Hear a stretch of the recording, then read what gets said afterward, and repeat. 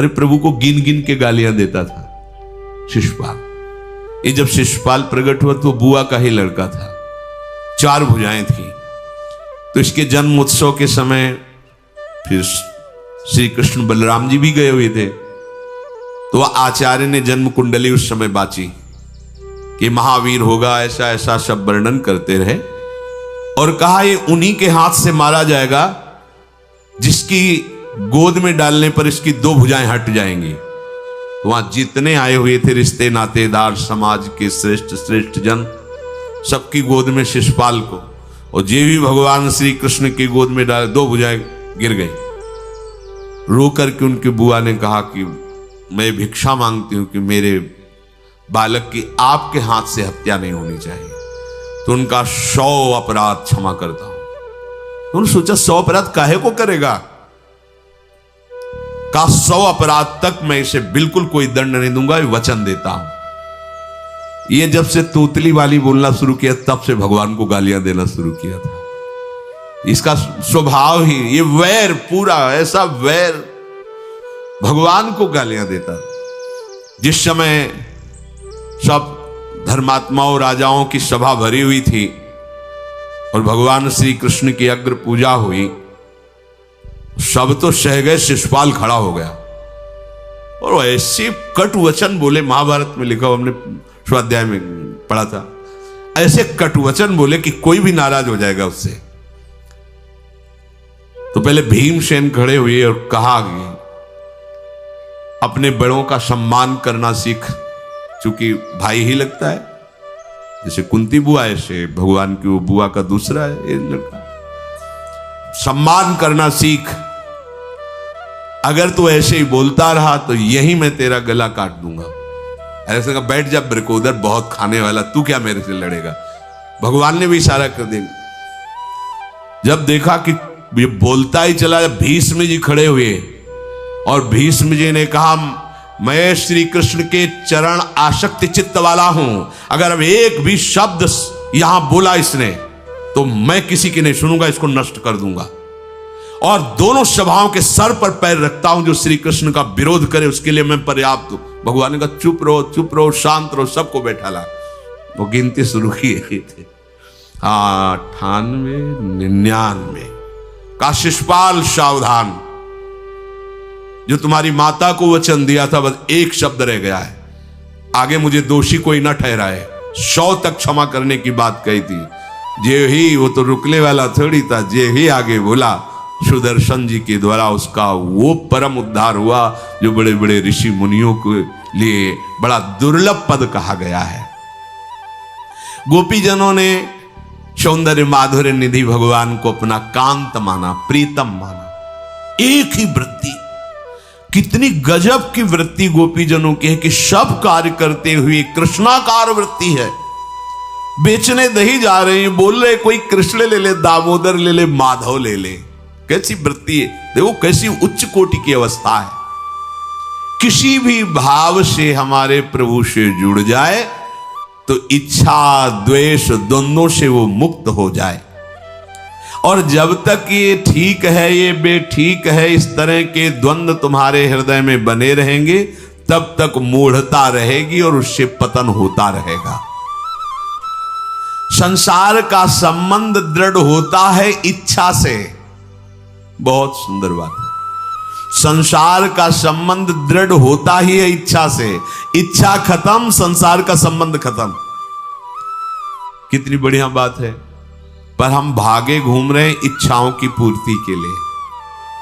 जब एक बता दिया कि समुद्र है भगवान, जो चाहिए इन्हीं से क्यों नहीं, पर इनसे मिलने के लिए भी तुम्हें शराब छोड़ना पड़ेगा, तुम्हें मांस छोड़ना पड़ेगा, व्यभिचार छोड़ना पड़ेगा, गंदे चिंतन छोड़ने पड़ेंगे। वो राजी नहीं हो तो करो पाप और चाहो सुख। ऐसा कैसे हो सकता है? यही है जीव की परेशानी, यही है। वो ये चाहते हैं कि हे संत महात्मा, हे भगवंत, हमको छूट दो, हम खूब गंदे आचरण करें और आप हमसे सेव संतरा रुपया पैसा ले लो और आप ऐसा आशीर्वाद दो कि हमारी उन्नति होती रहे, दुख न मिले, हमें सुख ही मिलता है। कभी स्वप्न में भी नहीं हो सकता। तब लग कुशल न जीव कहूं, सपने हूं मन विश्राम, जब लग भजत न राम कहूं, शोक धाम तज काम। ये दुखों का खजाना काम अर्थात इच्छा, इसका त्याग करके भगवान की शरण में होकर जब तक नाम जप नहीं करोगे, स्वप्न में भी तुम्हें विश्राम नहीं मिलेगा। और नाम जप एक गंदे आचरण करने वालों के हृदय में नहीं हो सकता। नाम परम पवित्र है। ये तभी होगा जब आपका खान पान सात्विक हो, आपका वातावरण सात्विक हो, आपका बोलना उठना बैठना सब सात्विक हो, तब नाम भगवान कृपा करेंगे आपकी जिह्वा। फिर कौन सी इच्छा रह जाएगी, कौन सी इच्छा रह जाएगी? अरे आप विश्वास कीजिए, ये जितनी इच्छाएं हैं सब स्वाप्निक हैं। जब आप सच्चा विवेक धारण करेंगे तो आपसे पूछा भी जाएगा कि जबरदस्ती केवट से कह रहे ले लो, वो कह रहा आप कछुनाथ न चाहिए मोरे, नहीं चाहिए। प्रहलाद जी कह रहे वरदान मांगो, हमारी आज्ञा का पालन करो, तो कह रहे हाँ आपकी आज्ञा का पालन करता हूं, हे नाथ मुझे यही वरदान दीजिए कि आपसे भी कोई इच्छा न रहे। ये वरदान मांगा कि आपसे भी कोई इच्छा। आप सोचो क्या है ऐसा भागवती रस कि जिसको वो मिला तो भगवान से भी कह देते। और भक्त तो बड़े विचित्र विचित्र है, वो भगवान से कहते तुम्हारी इच्छा क्या है प्यारे, बोलो हम पूर्ण करते हैं। तुम्हारी इच्छा क्या है, हमारी तो कोई इच्छा ही नहीं, आप बोलो आपकी इच्छा क्या है, आप क्या चाहते हो, मैं कैसे आपको रिझाऊं। ये जब कामना को लेकर के मनोवृत्ति का प्रवाह संसार की तरफ होता है, तब ये कामना ही हमें राग द्वेष में बांध देती है। जो महापुरुषों ने उपासना करके शास्त्र स्वाध्याय करके अनुभव किया है, उसे ध्यान से सुनो। इच्छाओं से बचने का उपाय, इच्छा ही आपके बंधन का कारण है, इच्छा ही जन्म मरण का कारण है। इच्छाओं से बचने का उपाय, कर प्रमाद मत बनो आलसी, करो सुचारु रूप से काम, अपना काम स्वयं करने में लाज बड़प्पन तजो तमाम। पहली बात, शरीरधारी को किसी दूसरे शरीर से अपने शरीर की सेवा तब तक नहीं लेनी चाहिए जब तक बीमार ना हो जाए, असमर्थ ना हो जाए, चाहे गृहस्थ में हो चाहे विरक्त में हो। ध्यान दीजिए, आप चाहे आपकी पत्नी हो, पुत्र हो, परिवार हो, आप उनके सेवक हैं, क्योंकि वो सब प्रभु के जन हैं। इस भावना से रहोगे, कभी नाराज नहीं होगे, कभी गुस्सा नहीं आएगा, कभी झगड़ा नहीं होगा।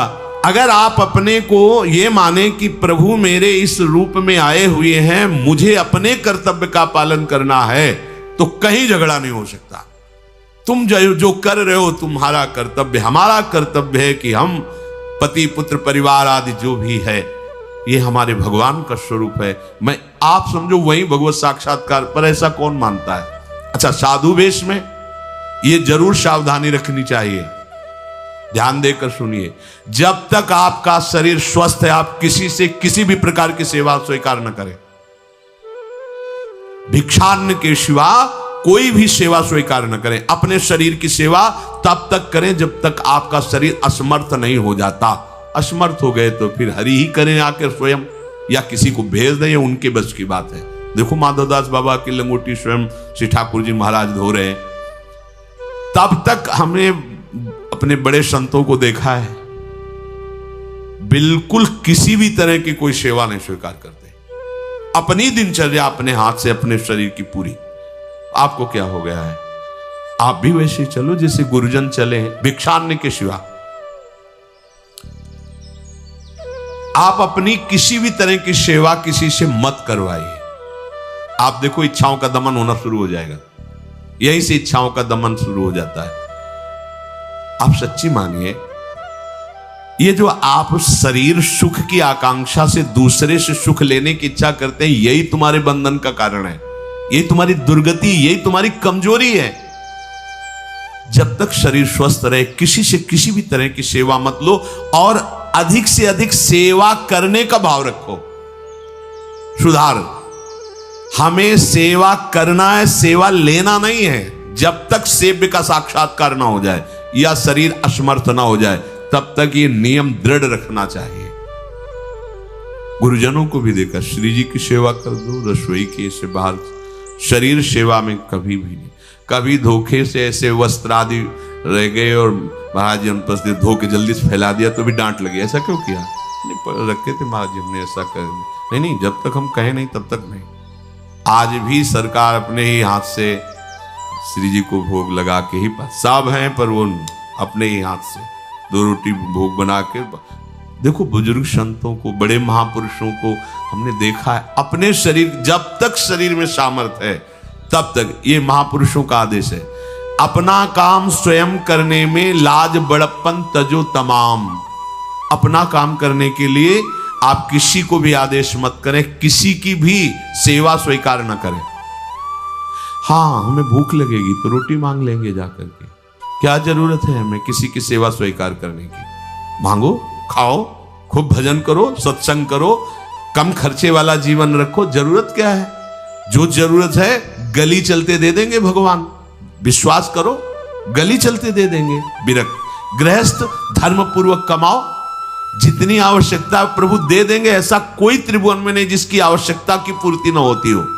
अनावश्यक तुम्हारी मांगे जो हैं वही तुम्हें दुख दे रही हैं। आवश्यक व्यवस्था सबको भगवान दिए हुए हैं, अनावश्यक मांग के लिए तुम्हें फिर फंसना होगा। ये तुम्हारी अनावश्यक मांगे हैं, ये हो जाए वो हो जाए वो, जो आपको जीवन जीने के लिए जरूरी है, धर्म पालन के लिए जरूरी, वो बिना मांगे भगवान दे रहे हैं सबको। देख लो, हाँ आप कि भाई हमको उस परिकर में रहना है, उस कोर्ट से रहना है, वो सब VIP, तो हमको भी उस कोर्ट का, ये मांगे हैं तुम्हारी। तुम्हारा प्रारब्ध जितना है उतना तुम्हें मिलेगा, जो आवश्यक है वो तुम्हें मिलेगा। अनावश्यक मांगे करोगे फंसोगे, अधर्म में कूदना पड़ेगा तुम्हें। हाथ पैर सब साधन प्रभु ने दिए, दया कर तुम्हें समान, फिर क्यों उनसे काम न लेते, क्यों रखते हो झूठी शान। तुम्हारी सेवा के लिए तुम्हारे पास हाथ है, तुम्हारे चरण है, तुम्हें बुद्धि दी है, दूसरे से क्यों सेवा स्वीकार करते हो?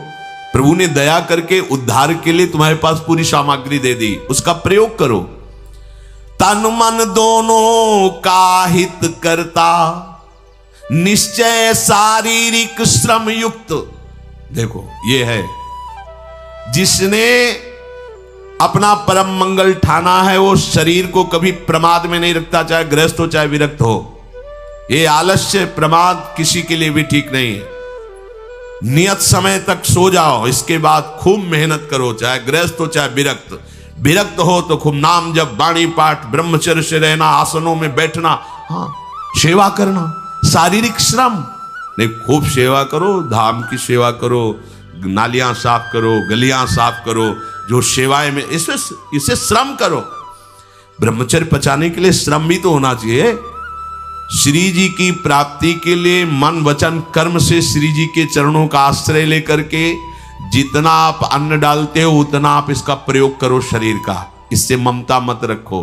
खूब धाम, पुराने संतों को देखो, सोहनी पकड़े कहां कहां तक परिक्रमा में लगा। हमने देखा है एक हरिदासी महात्मा थे, पीछे पानी घाट की तरफ उनकी छोटी सी कुटिया, किलोमीटर तक ऐसे ही सोहनी लगा रहे। वृद्ध वृद्ध महात्मा सेवा करें, अपने लोग जवान महात्मा होकर, शरीर स्वस्थ होकर बेइज्जती सम। अगर सोहनी पकड़ के खड़े हो जाओगे गली में तो आपको लगेगा अपनी बेइज्जती हो रही है। वाह कितनी बड़ी इज्जत है हमारी। स्वामिनी के महल की वीथियों में सोहनी लगाने में तुम्हें बेइज्जती लग रही, और आचार्य चरण याचना कर रहे हैं। यत्किंकरीषु बहुशा खलुका कुवाणी, नित्यम परस्य पुरुषस्य शिखंड मौले, तस्या कदापि रसनिधेर वृषभानुजायास, तत्केल कुंज भवनांगण मार्जनीश्याम। लाडली जो ऐसी कृपा करो कि आपके वृंदावन धाम में कहीं सोहनी लगाने वाली, पोछा लगाने वाली मैं बन जाऊं। मांग रहे हैं। एक से कहा भैया चाहे जितना बुरा प्रारब्ध हो, यहां जो भगत आते हैं उनके जूते साफ कर दिया करो, प्रारब्ध खत्म हो जाएगा। भाई आप समझो ये वो दवा है जो बेजोड़ है, इसे कोई काट नहीं सकता। अच्छा अगर ऐसे न समझो तो हम आपको समझा रहे हैं।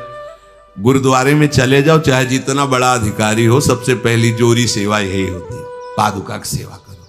समझे में नहीं आ रहा तुम्हें?